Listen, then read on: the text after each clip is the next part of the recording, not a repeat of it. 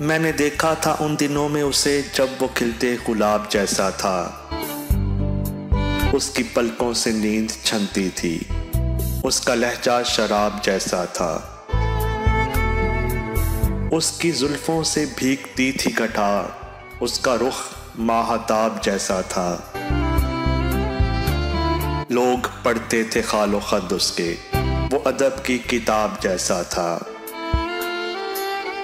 बोलता था जुबान खुशबू की, लोग सुनते थे धड़कनों में उसे।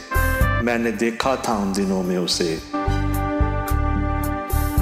सारी आंखें थी आईने उसके, सारे चेहरों में इंतखाब था वो। सबसे घुल मिल के अजनबी रहना, एक दरिया नुमा शराब था वो। ख्वाब ये है कि वो हकीकत था, ये हकीकत है कोई या कोई ख्वाब था वो।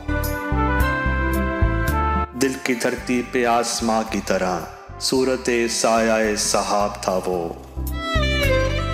अपनी नींदें उसी की नजर हुई, मैंने पाया था रत जगहों में उसे।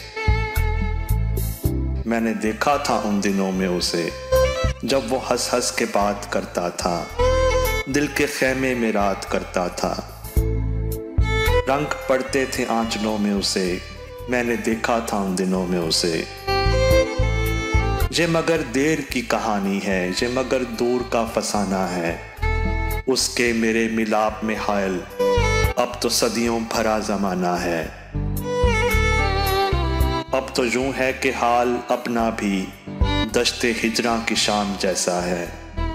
क्या खबर इन दिनों वो कैसा है।